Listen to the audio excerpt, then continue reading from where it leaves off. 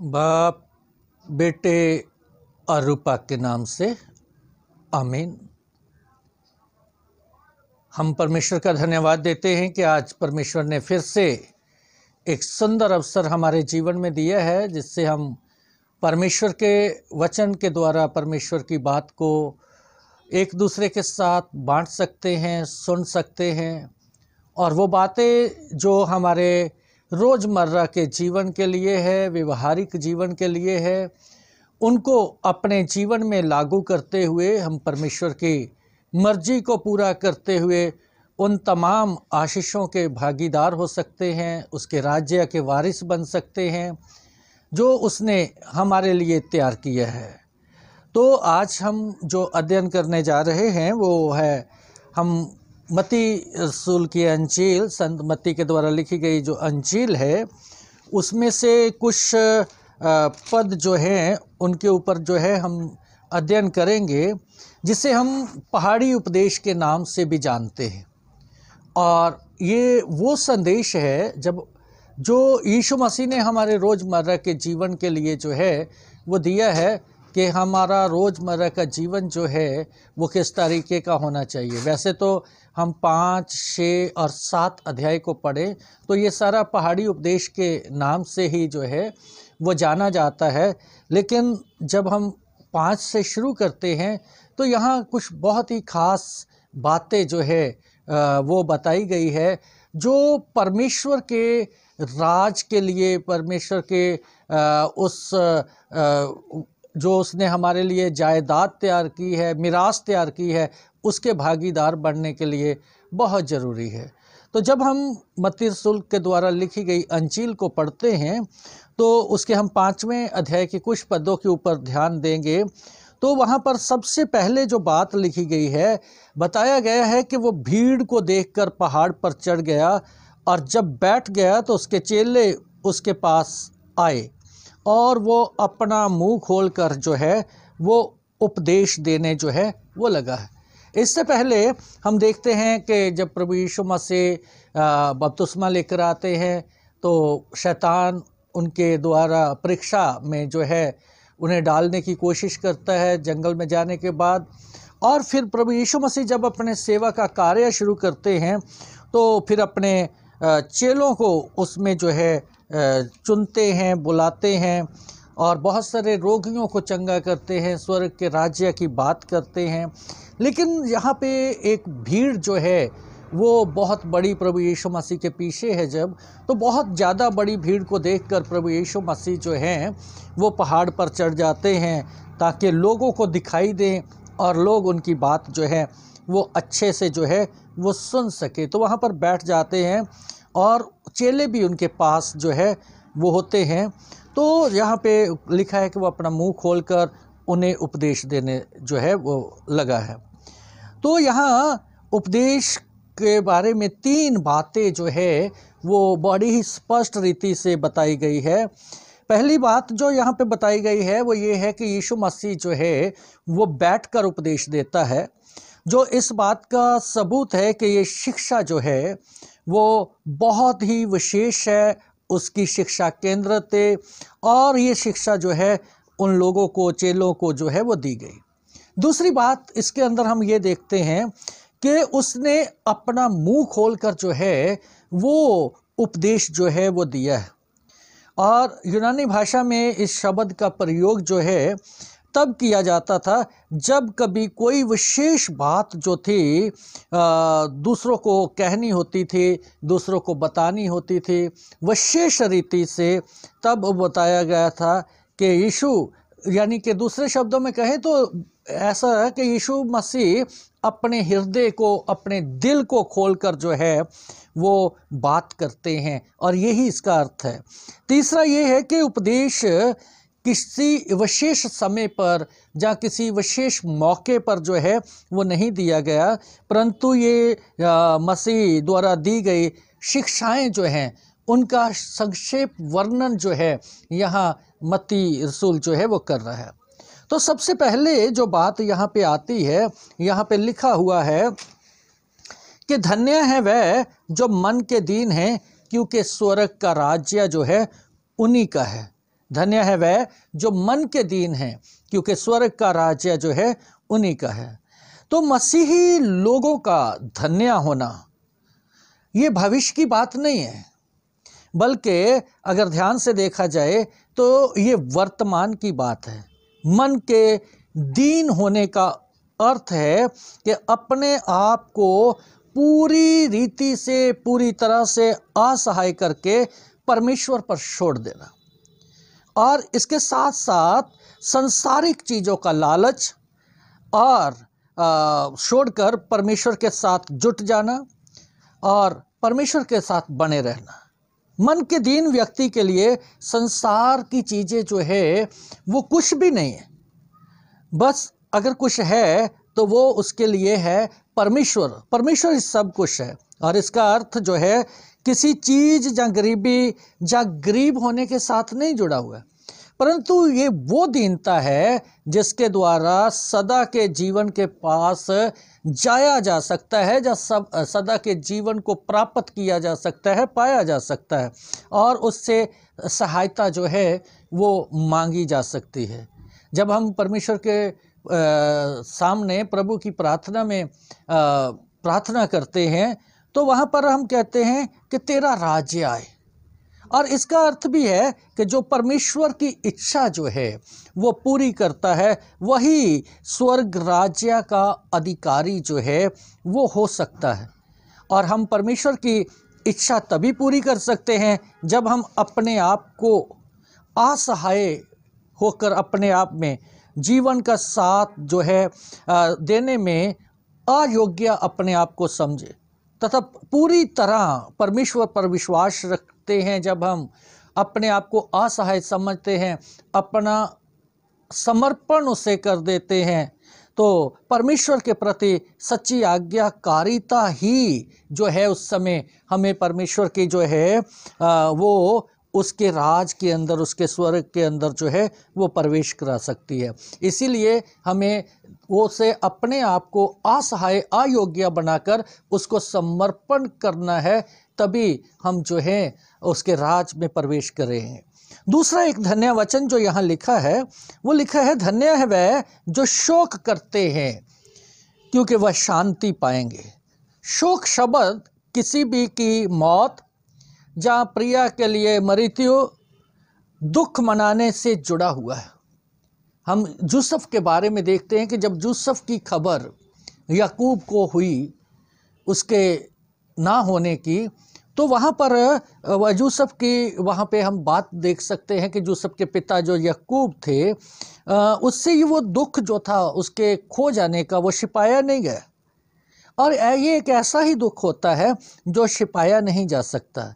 तो ये सब हृदय की एक पीड़ा है जो आँखों में ना रुकने वाले आंसुओं के द्वारा जो है वो बह जाती है। तो सबसे पहली बात जो इसके अंदर देखते हैं कि वो इंसान, वो व्यक्ति जिसने इस गहन दुख का अनुभव किया, और धन्य है वह, यहाँ पे बताया गया है कि वो धन्य है दुख के जो इस दुख के अंदर काम करता है। ये उस बात को दिखाता है जो और कोई जब दुख के अंदर उस अनुभव को, उस तजर्बे को लाया जाता है, तो ये वो उस चीज़ को दिखाता है जो कोई दिखा नहीं सकता। और अपने मसीहियों के लिए, मसीही लोग जो हैं, दया ये हमें परमेश्वर के प्रेम और उसकी सहानुभूति को दिखाता है। अगर इसका ये पहलू देखें तो हमें ये मसीहियों के लिए जो परमेश्वर की दया है, और पश्चाताप करने वाले लोगों के लिए दया है, और जो है शोक करने वाले लोगों के लिए दया है, ये हमें परमेश्वर के प्रेम और सहानुभूति को जो है वो दिखाता है।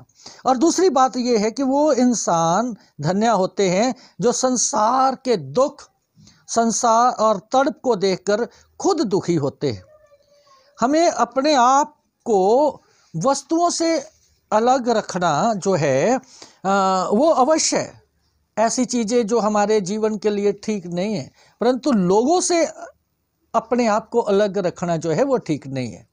और विशेष बात ये है कि जो अपने आप व अपनी अयोग्यता के लिए दुखी होता है, मसीहत जो है उसके बारे में देखें तो मसीहत पाप के अनुभव के साथ जो है वो शुरू होती है।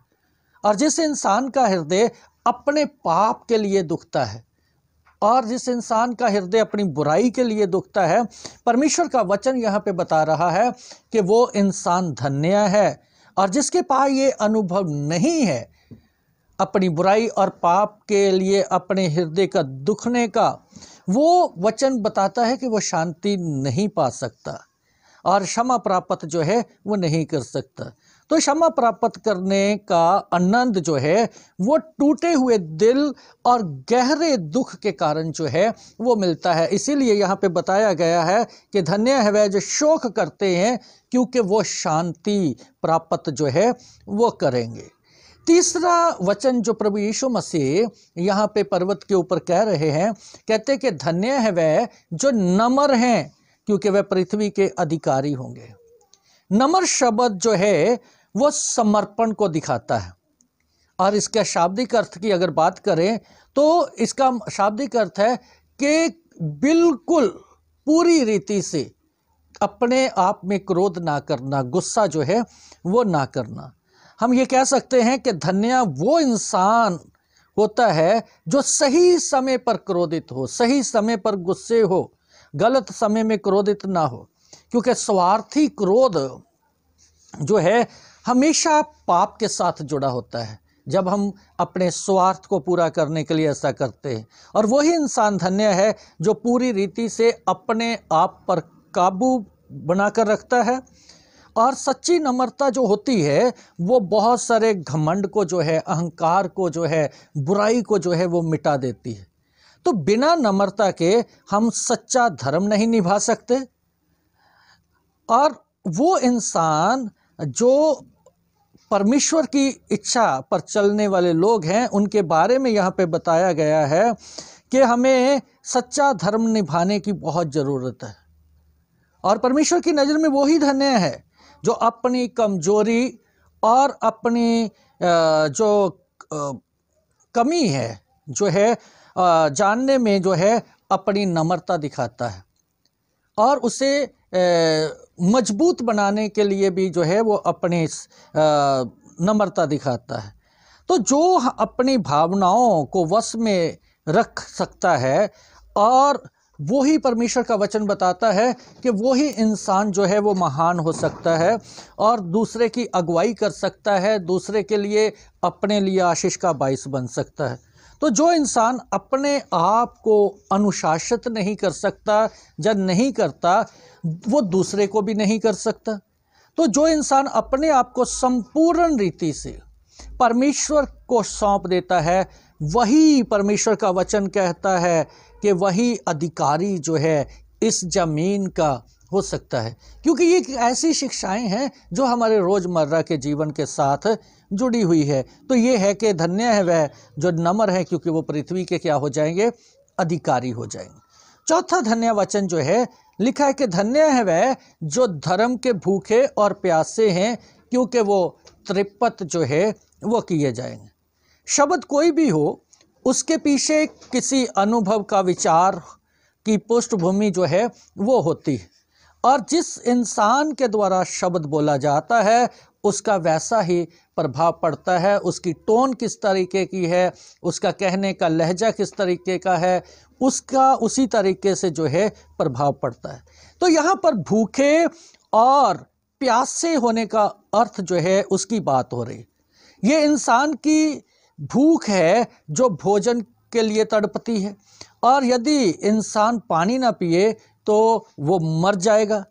और यहाँ पे हम देखते हैं कि वास्तव में इस धन्य वचन का अर्थ है कि हम जो है कितना अच्छा होना चाहते हैं, और वो इंसान परमेश्वर की नज़र में धन्य नहीं है, मुबारक नहीं है, जिसको जितनी ज़रूरत है उतनी अच्छाई वो प्राप्त कर चुका।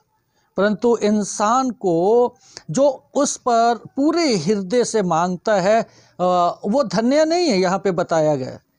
जैसे हम ये कह सकते हैं कि मुझे भूख लगी है, लेकिन जितनी भूख है उतनी ही हमने रोटी लेनी है। मुझे प्यास लगी है, लेकिन उतना ही पानी मुझे चाहिए जितना मुझे पीने की ज़रूरत है, और पूरा टैंक नहीं चाहिए।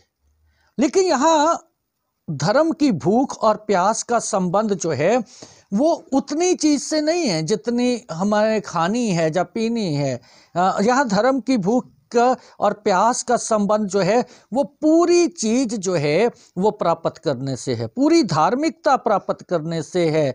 और ये धन्यवचन जो है ये बताता है कि थोड़ी सी आशाई से संतुष्ट हो जाना जो है वो काफ़ी नहीं है, परंतु तृप्ति तभी है जब हम एक जो है इंसान को पूर्ण रूप से एक इंसान जो है वो पूर्ण रूप से अशाई प्राप्त करता है। जब हम पूर्ण रूप से अशाई प्राप्त जो है वो करते हैं तो ये तब इसी तरीके से हमारी जो भूख है और उससे हम क्या किए जाएंगे, तृप्त किए जाएंगे। और एक और धन्यवचन है जो लिखा है कि जो दयावंत हैं क्योंकि उन पर दया की जाएगी। प्रभु यीशु मसीह का ये कथन जो है वो पूरे नए नियम में हमें दिखाई देता है। खासकर जब हम याकूब की पत्री को पढ़ते हैं उसके 2 अध्याय को, तो उसकी 13 आयत में लिखा है क्योंकि जिसने दया नहीं की उसका न्याय बिना दया के होगा। दया न्याय पर जयवंत जो है वो होती है। तो यदि हम क्षमा करते हैं तभी हमें क्षमा जो है वचन कहता है कि किया जाएगा। दया का अर्थ किसी के लिए सहानुभूति दिखाना या कोई आदमी जो दुख में है उसके लिए दुखी होना ही नहीं है, परंतु इसका अर्थ ये है कि किसी व्यक्ति के अंदर, किसी इंसान के अंदर घुसकर जो है उसकी आँखों से देखना, उसके ढंग से सोचना, उसके ढंग से विचारना। बहुत सारे लोग अपने ही बारे में जो है वो सोचते हैं, अपने ही बारे में जो है वो बात करते हैं, दूसरे की भावना से उन्हें कोई मतलब नहीं होता। इसी रीति से जब हम परमेश्वर के वचन को देखते हैं तो परमेश्वर का वचन हमें बताता है कि दया जो है वो क्या होती है। और इसके जो अगर हम ध्यान से इसे देखें तो हमारे इस तरीके का जो व्यवहार होता है उसी तरीके से हमारी सोच जो है वो बदल जाती है और जो है उसी तरीके का काम करना शुरू कर देते हैं। तो यहाँ पर हमें जानना है कि बच्चा जनने वाली जो स्त्री होती है उसकी भावना वही स्त्री समझ सकती है जो पहले बच्चा जन चुकी है। यदि हम अपने ही को दूसरों की जगह पर रखकर सोचने की शक्ति को प्राप्त कर चुके हैं या करते हैं तो इसमें जीवन में बहुत बड़ा अंतर आ जाता है। हमारे देश में मदर टेरेसा एक आदर्श बनकर रही। आज वो हमारे साथ नहीं है, लेकिन उनके जीवन का जो व्यवहार था वो लोगों के लिए एक आदर्श था, लोगों की शिक्षा के लिए, लोगों को जीवन के तरीके जीने के लिए, दया करने के लिए। तो हम देखते हैं कि इससे फ़ायदे क्या हैं, है ना। तो पहला जो है हम ऐसा करने से, गलत तरीके से दया करने से बचते हैं। जैसा लूका के रसूल की अंजील पढ़े 10 अध्याय 38 से 42 में, तो कई बार जब हम अपनी दया दिखाते हैं तो वो हमारे ढंग से होता है। ऐसा भी हो सकता है कि जिस इंसान के प्रति हम दया दिखा रहे हैं या दया कर रहे हैं या दिखाई गई है वो हमारे उस धर्म को स्वीकार ही नहीं कर पाया होगा। जैसे मार्था ने यीशु मसीह की शारीरिक चिंता की, जबकि मरियम यीशु मसीह के पास बैठकर उसकी संगति के लिए जो है वो समर्पित थी और वो उसकी बातें सुन रही उसी के तरीके से। लेकिन मार्था जो थे वो उस तरीके से, जिस तरीके से यीशु मसीह चाहते थे, अपने आप को उस परिस्थिति में नहीं ढाल पाई।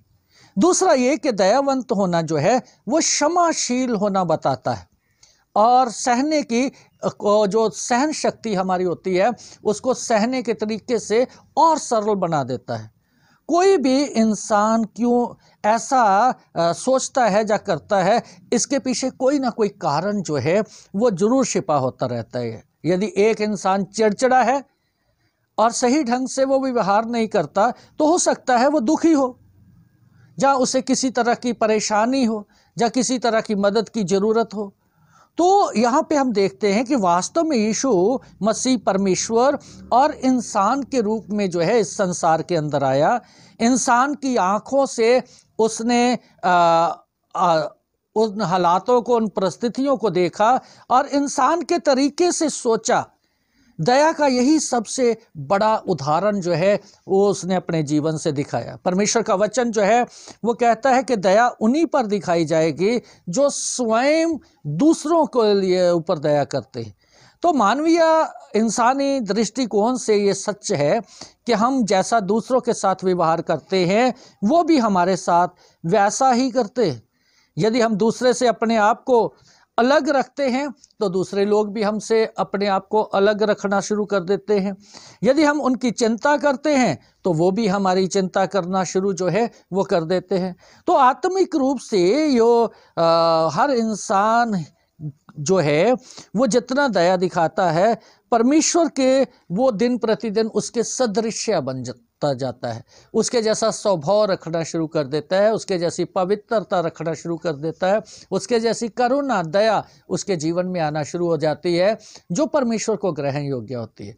तो और भी बहुत सारे धन्य वचन हैं, लेकिन यहाँ पर हम यहाँ पे तक ही अध्ययन करेंगे ताकि हम इनके बारे में जान सकें और फिर आगे भी जो है आने वाले समय में परमेश्वर के अनुग्रह में रोज़मर्रा के जीवन के लिए उसके बताए हुए व्यवहार के द्वारा चलकर उसके राज्य के वारिस बनने के लायक हो जाएं, क्योंकि ये सारी चीज़ें जो है ये परमेश्वर के राज के साथ जो है वो जुड़ी हुई है। खुदा आप सबको आशीष और बरकत दे। आमीन।